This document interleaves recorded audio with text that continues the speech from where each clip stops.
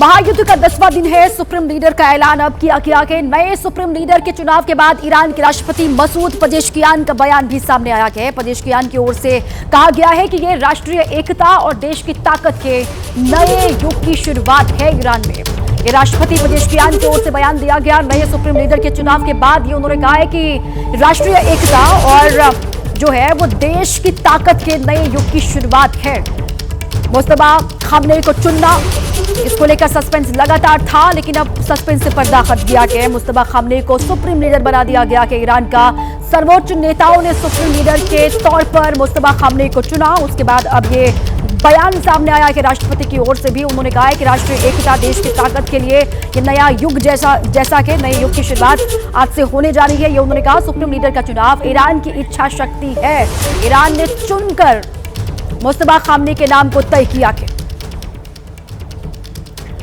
Iran के revolutionary guards ने बयान जारी कर नए सुप्रीम लीडर मुस्तफा खामनेई का समर्थन किया है। IRGC ने कहा है कि वो नए नेता के आदेशों का पूरी तरह से पालन करेगी और इस्लामी गणराज्य की रक्षा के लिए हर संभव बलिदान के लिए तैयार है। ये IRGC की ओर से बात की गई है।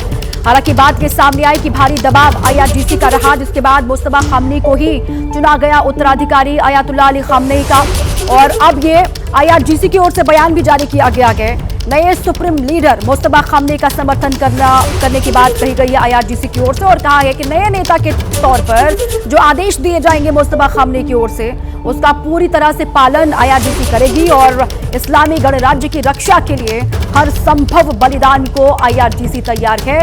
ये बयान जारी किया गया है नए सुप्रीम लीडर के चुनाव के बाद IRGC की ओर से।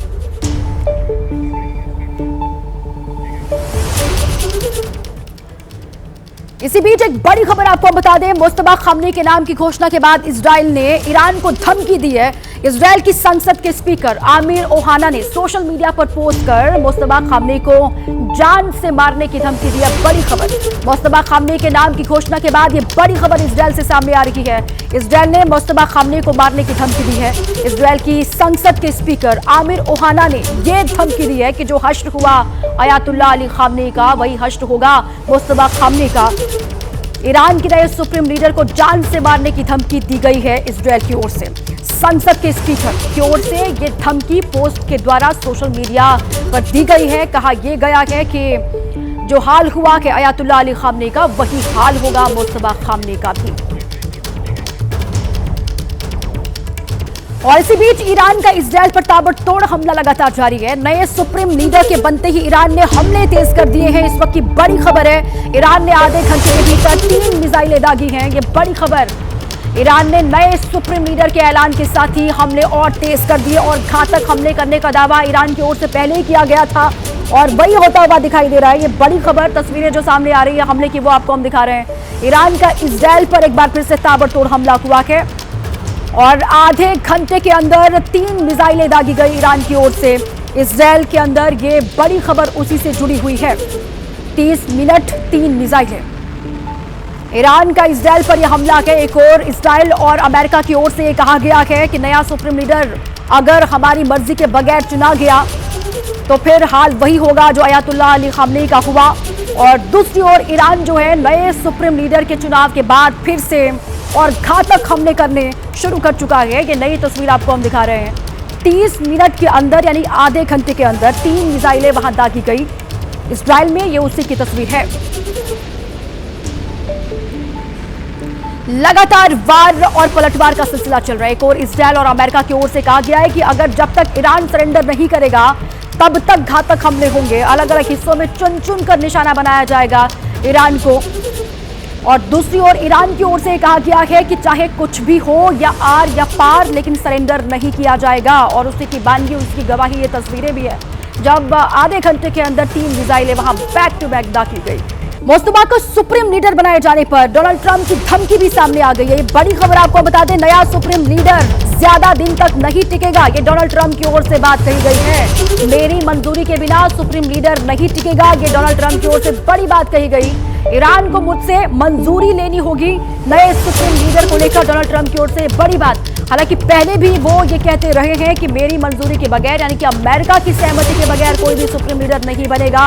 और अब ये बात कही गई है कि हमारी मंजूरी के बिना ये नहीं हो सकता है कि सुप्रीम लीडर ईरान में चुन लिया जाए। ईरान में नए सुप्रीम लीडर पर घमासान तेज हो गया है। ट्रंप की धमकी पर ईरान के विदेश मंत्री का पलटवार भी सामने आ गया है। अमेरिका नए नेता के चयन में हस्तक्षेप नहीं कर सकता, ये ईरान के विदेश मंत्री की ओर से बात कही गई है, बयान दिया गया है। सुप्रीम लीडर चुनना ईरानी लोगों का अपना अधिकार है और इसमें किसी भी देश का हस्तक्षेप नहीं हो सकता। ये ईरान ने सीधे सीधे ट्रंप को बात कही है। ईरान की ओर से कहा गया कि ट्रंप जो धमकी दे रहे हैं उसका कोई असर नहीं होगा। अमेरिका नए नेता के चयन में हस्तक्षेप नहीं कर सकता है। ये ईरान की ओर से नया बयान है सुप्रीम लीडर के चुनाव को लेकर, और ये कहा गया कि सिर्फ सुप्रीम लीडर चुनना ईरानी लोगों का अपना अधिकार है। खामनेई की मौत के बाद उनके बेटे मोज्तबा को ईरान का सुप्रीम लीडर चुन लिया गया है। हालांकि अभी तक इस बात की आधिकारिक तौर पर घोषणा नहीं हुई है, लेकिन न्यूज एजेंसी रॉयटर के मुताबिक मोज्तबा को सुप्रीम लीडर बनाने का फैसला ले लिया गया है। उधर अमेरिकी राष्ट्रपति ने ईरान को चेतावनी देते हुए कहा है कि अगला सुप्रीम लीडर मेरी मंजूरी के बिना ज्यादा दिन नहीं टिकेगा। ट्रंप ने धमकी देते हुए कहा कि अगर ईरानियों ने उनकी मंजूरी नहीं ली तो मोज्तबा का भी वही हश्र होगा जो अयातुल्लाह अली खामनेई का हुआ है। ट्रंप की धमकी के बाद ईरान भड़का हुआ है। ईरान के विदेश मंत्री अब्बास अरागची ने ट्रंप पर पलटवार करते हुए कहा कि कोई भी देश, चाहे अमेरिका हो या कोई और, ईरान के अगले नेता के चयन में हस्तक्षेप नहीं कर सकता। ये सिर्फ ईरानी लोगों का अधिकार है। Nobody knows. Actually, there are lots of rumors around, but we have to wait for the assembly of experts to convene and vote for the new supreme leader and the one who is elected by them. आपको बता दें कि पिता Khamenei की मौत के बाद से मोज्तबा अभी तक सामने नहीं आए हैं और न ही उन्होंने कोई बयान जारी किया है। यहाँ तक कि ईरानी सरकार ने भी अभी तक उनके बारे में कोई जानकारी नहीं दी है। ट्रंप पहले भी कह चुके हैं कि उन्हें ईरान के उत्तराधिकारी के रूप में खामनेई का बेटा पसंद नहीं है। इसी बीच अमेरिका से एक बड़ी खबर है। महायुद्ध की वजह से अमेरिका में तेल के दाम बढ़े हैं। बड़ी खबर, अमेरिका में तेल के दाम $110 प्रति बैरल के पार पहुंच गए हैं। इस पर की बड़ी जानकारी है। युद्ध शुरू होने के बाद तेल की कीमतों में 50% की वृद्धि हुई है।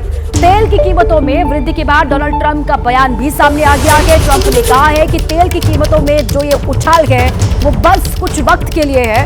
ईरान से परमाणु खतरा खत्म होते ही भाव गिरेंगे, दाम कम हो जाएंगे, ये भरोसा अमेरिका के लोगों को देते हुए राष्ट्रपति डोनाल्ड ट्रंप। ये बड़ी खबर।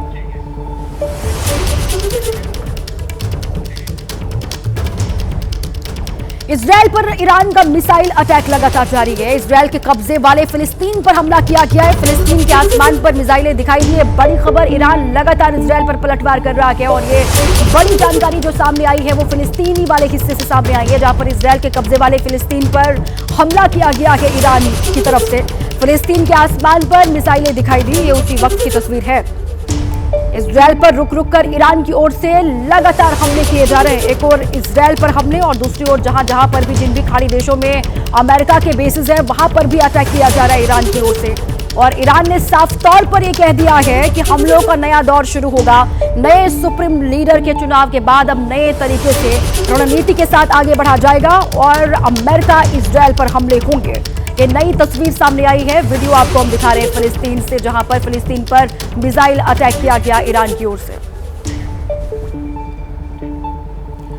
ईरान से युद्ध के बीच इजरायली सेना का बड़ा बयान सामने आया है। ईरान से युद्ध लंबे समय तक चलेगा, ये इजरायली सेना की ओर से कहा गया है। देश को धैर्य और तैयारी रखनी होगी।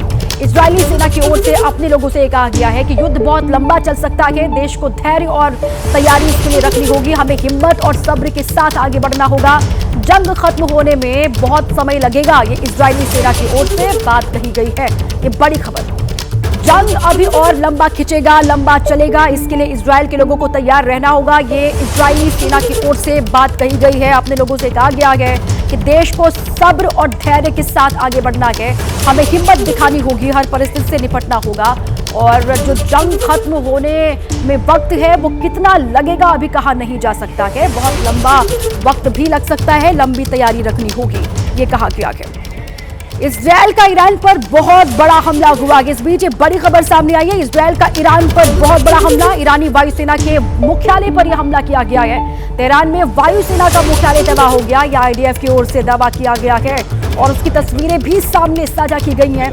इजरायली डिफेंस फोर्स की ओर से ये वही वीडियो आपको हम दिखाने की कोशिश भी कर रहे हैं। इजरायल डिफेंस फोर्सेस के प्रवक्ता ब्रिगेडियर जनरल एफी डेफरिन ने कहा है कि ये पिछले दिन जो हमला हुआ उससे भी ज्यादा घातक हमला है। ईरान में 140 ठिकानों पर हुए हमलों में से एक था।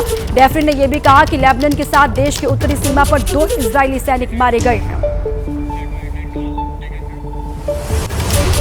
आज यानी जंग के 10वें दिन भी तबाही की रफ्तार थमी नहीं है। इसी बीच बड़ी खबर सामने आ रही है, अमेरिका को इस महायुद्ध में बड़ा नुकसान हुआ कि ये बड़ी खबर है। ईरान के हमले में यूएस आर्मी का 7वां जवान युद्ध में शहीद हुआ है। ये सैनिक 1 मार्च को सऊदी अरब में ईरान के हमले में गंभीर रूप से घायल हुआ था, जिसकी अब जाकर मौत हुई है। ऑपरेशन एपिक फ्यूरी के दौरान कार्रवाई में शहीद होने वाले ये 7वें अमेरिकी सैनिक हैं। ये बड़ा नुकसान, देखिए नुकसान तो लगातार अमेरिका को भी हो रहा है। महायुद्ध में एक और अमेरिकी सैनिक की मौत हुई है। 1 मार्च को ईरानी हमले में ये सैनिक घायल हुआ था और अब मौत की खबर सामने आ रही है। सऊदी अरब में घायल हुआ था।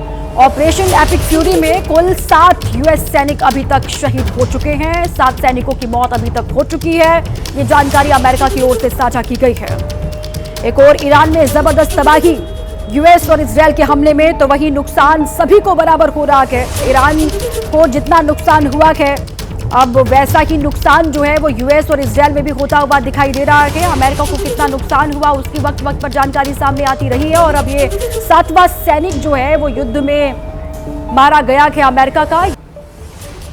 इसी बीच एक बड़ी खबर आपको हम दे दें, ईरान पर सिर्फ अमेरिका और इजरायल ही हमले नहीं कर रहे हैं, बल्कि ईरान का दावा है कि उस पर उसी के पड़ोसी देशों से भी लगातार हमले हो रहे हैं। ईरान ने यह भी दावा किया है कि अमेरिका उसके पड़ोसी देशों के एयर स्पेस का इस्तेमाल कर उस पर हमले कर रहा है। ईरानी विदेश मंत्रालय के प्रवक्ता इस्माइल बकाई ने सबूत के तौर पर एक वीडियो भी पोस्ट किया। वीडियो में एक रॉकेट लॉन्चर हमले करता हुआ दिखाई दे रहा है। ये देखिए आप, वही वीडियो आपको हम दिखा रहे हैं। पड़ोसी देशों की ओर से भी हवाई हमले हो रहे हैं। ये ईरान की ओर से बड़ा दावा किया गया है। सिर्फ इजरायल अमेरिका की हमले नहीं कर रहे, बल्कि पड़ोसी देश भी लगातार हम पर हमले कर रहे हैं। ईरानी विदेश मंत्रालय की ओर से सबूत के साथ ये वीडियो जारी किया गया है और इस वीडियो में एक रॉकेट लॉन्चर हमले करता हुआ दिखाई दे रहा है। महायुद्ध के बीच में बड़ी खबर आ रही है। अमेरिकी राष्ट्रपति डोनाल्ड ट्रंप ने यूएई के राष्ट्रपति शेख मोहम्मद बिन जायद अल नाहयान से फोन पर बात की है। ये बड़ी खबर, राष्ट्रपति ट्रंप ने यूएई के राष्ट्रपति से फोन पर बातचीत की। महायुद्ध पर ट्रंप और यूएई के राष्ट्रपति के बीच बातचीत हुई है। सूत्रों के हवाले से ये बड़ी खबर है। यूएई और पड़ोसी देशों पर ईरान के हमले पर चर्चा दोनों के बीच में हुई है। यूएई और पड़ोसी देशों पर जो ईरान के लगातार हमले हो रहे हैं उस पर ट्रंप ने यूएई के राष्ट्रपति से फोन पर बात की है। इस वक्त ये बड़ी खबर है।